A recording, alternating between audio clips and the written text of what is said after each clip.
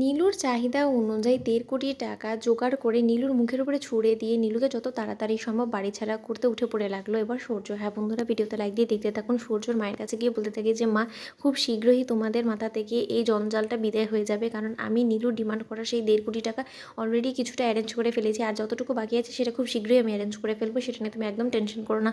তখন এই কথা বলা মাত্র সূর্যের মা বলতে থাকে যে আচ্ছা সূর্য, তুই আমাকে একটা কথা বলতে, এতগুলো টাকা তুই কোথা থেকে জোগাড় করে আনলি বলতো বাবা, কারণ যতটুকু আমি জানি যে তোর অফিসে তো যথেষ্ট পরিমাণে ক্রাইসিস চলছে, এই ক্রাইসিসের মধ্যেও যে তুই এতগুলো টাকা কোথা থেকে জোগাড় করলি সেটা তো আমার বুঝতে বাকি নেই। তুই কি কোথা থেকে লোন নিয়েছিস? তখন এই কথা বলার মধ্যে সূর্য বলতে থাকে যে না, আমার সেটার প্রয়োজন পড়েনি, কিছু ধান দেওয়া করেছি ঠিক আছে, কিন্তু তাই বলে এতটাও প্রেশার নেওয়ার কোনো কিছু নেই, তোমার সামনে একদম টেনশন করো না। আমার মাথার মধ্যে শুধু একটা জিনিসই ঘুরছে যে যত তাড়াতাড়ি সম্ভব নীলু নামের এই জঞ্জালটাকে আমি কী করে বিদায় করব। আমার খুব ইচ্ছে মা, ওর আদায় ডিমান্ড করা সেই ১.৫ কোটি টাকা ওর মুখের উপরে ছুড়ে দিয়ে আমি ওর কাছ থেকে চিরতরে মুক্তি নেব, কারণ আমার পক্ষে আর সম্ভব হচ্ছে না মা। রোজ রোজ ওর সাথে আমি কথা বলতে বলতে কথায় তর্ক বিতর্ক করতে করতে আমি ক্লান্ত হয়ে পড়েছি মা। তখন এই কথা বলা মাত্র আড়াল থেকে দাঁড়িয়ে শুনতে থাকা নীলু বলতে থাকে যে সূর্য, তুমি আমার প্রতি ক্লান্ত হয়ে গেলে তো হবে না, তোমাকে তো আরও বেশি ক্লান্ত করে দিয়ে বিপর্যস্ত করে দিয়ে তোমার কাছ থেকে সব কিছু আমি আত্মসাৎ করে তারপরে আমি তোমাকে ছাড়বো, কারণ হাজার হোক আমারও তো একটা ভবিষ্যৎ আছে, আমি তো আমার ভবিষ্যতের কথা অবশ্যই ভাববো তাই না।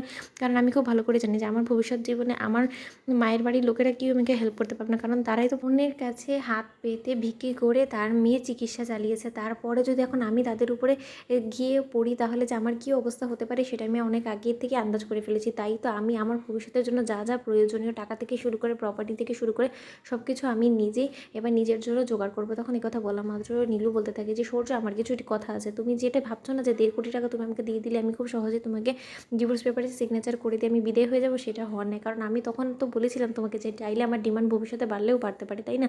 তখন এই কথা বলা মাত্র সূর্যের মা বলতে থাকে যে নীলু, একদম চালাকি করার চেষ্টা করবে না। তুমি কি মনে করছো যে তুমি আমার ছেলের ঘাড়ে একের পর এক বোঝা চাপিয়ে দিবে আর আমরা কোনো কিছু বলবো না? শোনো, তোমাকে আমি একটা কথা বলে দিচ্ছি, তুমি যত যাই চেষ্টা করো না কেন, তুমি আর মোটেও আমার ছেলের কাছ থেকে ২ কড়িও টাকা পাবে না, তুমি এতটুকু অন্তত শিওর থাকতে পারো। তখন এই কথা বলা মাত্র নীলু বলতে থাকে, আপনি কোন অধিকারে কথা বলছেন বলুন তো? যেখানে কিনা স্বামী স্ত্রীর মধ্যে কথা হচ্ছে সেখানে তো আপনারা বাড়ির লোক হওয়া সত্ত্বেও ঢুকে পড়ার কোনো রকম কোনো অধিকার রাখেন না। তার শর্ত আপনি যখন ঢুকে পড়েছেন তাহলে আপনি বরঞ্চ শুনিয়ে রাখুন যে আমি আপনার ছেলের কাছ থেকে শুধুমাত্র সেই ১.৫ কোটি টাকা নয়, এবার আমি আপনার ছেলের যে যত সম্পত্তি আছে সেই সব কিছু আত্মসাৎ করব, আর সেটা খুব শীঘ্রই হবে। আর আপনার ছেলে আমাকে ওর সম্পত্তির মাঝখান থেকে যতটুকু অংশ আমার প্রাপ্য সেটা আমাকে দিতে ও বাধ্য, কারণ আমি সেটার অধিকার রাখি।